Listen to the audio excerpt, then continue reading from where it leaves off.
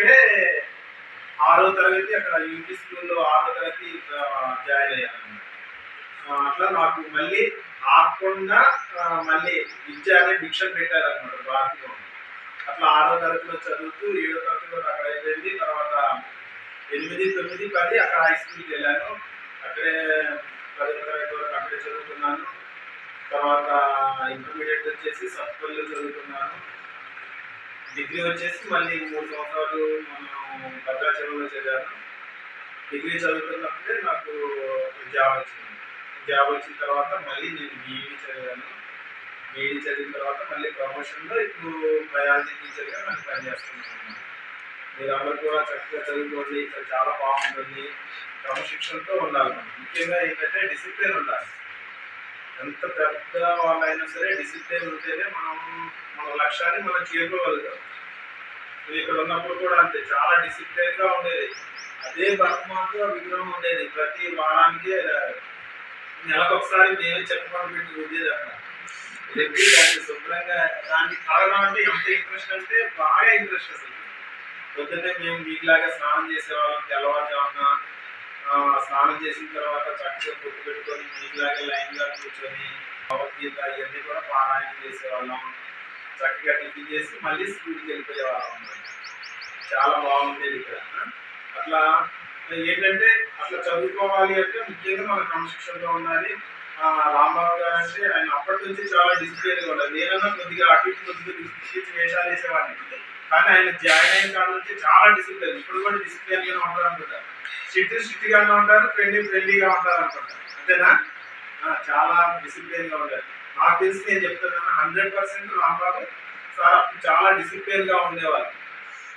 ఆ సంఘం మీద ఆయనకున్న పట్టు కానీ, సంఘం నేర్పించిన మార్గం కానీ ఫ్యూచర్ తప్పకుండా పాటించేవాళ్ళు. నేనంటే బయటకు వెళ్ళిపోయాను. ఆయన సంఘం మీద 7 సంవత్సరాలుగా ప్రచారం కూడా వెళ్ళారు. అంటే సంఘం మీద ఆయనకున్న అభిమానం కానీ, ఆయనకున్న దీక్ష కానీ, పట్టుదల కానీ ఆయన ఆ మార్గంలో నడిపించింది. నేను ఏంటంటే 10th అయిపోయిన తర్వాత పై చదువులు కానీ అటు బయటకు వెళ్ళిపోయాను. బయటకు వెళ్ళిపోయిన తర్వాత వేరే దారిలోకి వెళ్ళిపోయాను అన్నమాట. కావాల్సి వేరే దారిలోకి వెళ్ళినా సరే సంఘం అంటే ఎప్పుడు కూడా నాకు అభిమానం ఉండేది. ఆర్ఎస్ఎస్ అన్నా, ఆర్ఎస్ఎస్ క్రమశిక్షణ అన్నా, ఆర్ఎస్ఎస్లో ఉండే నియమ నిబంధనలు అన్నా నాకు చాలా ఇష్టం అన్నమాట. ఇక్కడ ఉన్న మీలాగే చాలా ఫ్రెండ్లీగా ఉండేవాడిని. నేను అంతా పక్కగా ఉండేవాడిని చేసా. ఇది 600 ఉందా, 600 మీద అవతలకి వెళ్ళేవాడిని. అంటే నేను అంత పక్కగా ఉండేవాళ్ళని చూడాలి. దాని గురించి చూడాలని వచ్చాయి ఈరోజు. 600లో దిగి ఆఫీస్ రూమ్లోకి వెళ్ళిపోయా. అది ఆఫీస్ రూమ్ అన్నమాట. ఇక్కడ ఎక్కేసి అక్కడికి వెళ్ళేసి 600 దూరిపోయానంటే నేను అంత పక్కగా ఉన్నానని చూడాలి. అలా దూరి అవతలకి వెళ్ళి ఒక్కోసారి అవతల ఏమన్నా తలుపులు ఏమన్నా వేస్తుంటే తాళాలు పోయినా కానీ అట్లా పోతే అటు నుంచి తీసేసి తర్వాత తాళం ఏమన్నా అంటే ఇచ్చేసేవాళ్ళు. అంత అంటే చాలా చక్కగా ఉండేవాళ్ళం. ఇప్పుడు కూడా ఇక్కడ ఉండే నియమ నిబంధనలకి కట్టుబడి ఉండడం కానీ, ఆ క్రమశిక్షణలో ఉండడం కానీ మొత్తం కూడా నేను ఇక్కడే నేర్చుకున్నాను. ఎక్కువగా ఇక్కడే నేర్చుకున్నాను. నాకు అందు గురించి ఎప్పటికీ అంటే మధ్యలో ఇది రావడానికి కుదరలేదు, కానీ మామూలుగా తిరుగుతూ ఉంటారే. కానీ అప్పుడప్పుడు రాంబాబు కలుస్తూ ఉండేవాళ్ళు. వద్దాం అనుకుంటున్నా. అక్కడికి మా పిల్లలు కూడా పెద్దలు అయిపోయారు. అయినా సరే ఈరోజు ఎట్లా అయినా సరే మిమ్మల్ని కలవాలని ఉద్దేశంతో వచ్చాను అనమాట. చక్కగా చదువుకోవాలి, మంచి పొజిషన్లోకి వెళ్ళాలి.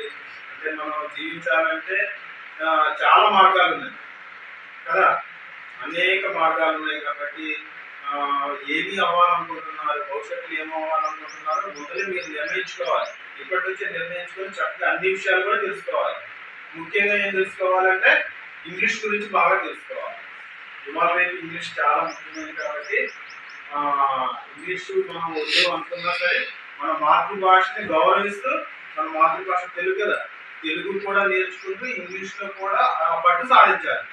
ఇంగ్లీష్లో పట్టు సాధిస్తేనే మనం ఏదైనా సాధించగలుగుతాం. ఇప్పుడు అంతా కూడా మొత్తం కూడా అన్నీ కూడా ఇంగ్లీష్లోనే ఉంటున్నాయి. ప్రతి ఒక్కరు కూడా ఇంగ్లీష్లో తెలుసుకుంటూ ఉండాలి. ఇదంతా English medium, Telugu medium. Telugu medium ఎంతమంది ఉన్నారు చేయదండి?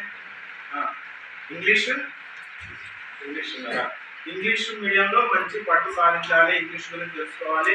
భవిష్యత్తులో అన్ని కూడా అన్ని కూడా ఇంగ్లీషే ఉంటుంది ఎక్కువగా. కాంపిటేటివ్ ఎగ్జామ్స్ లో కూడా ఇంగ్లీషే ఉంటుంది కాబట్టి మాతృభాషను మళ్ళీ మర్చిపోకూడదు. మాతృభాషను మర్చిపోకూడదు.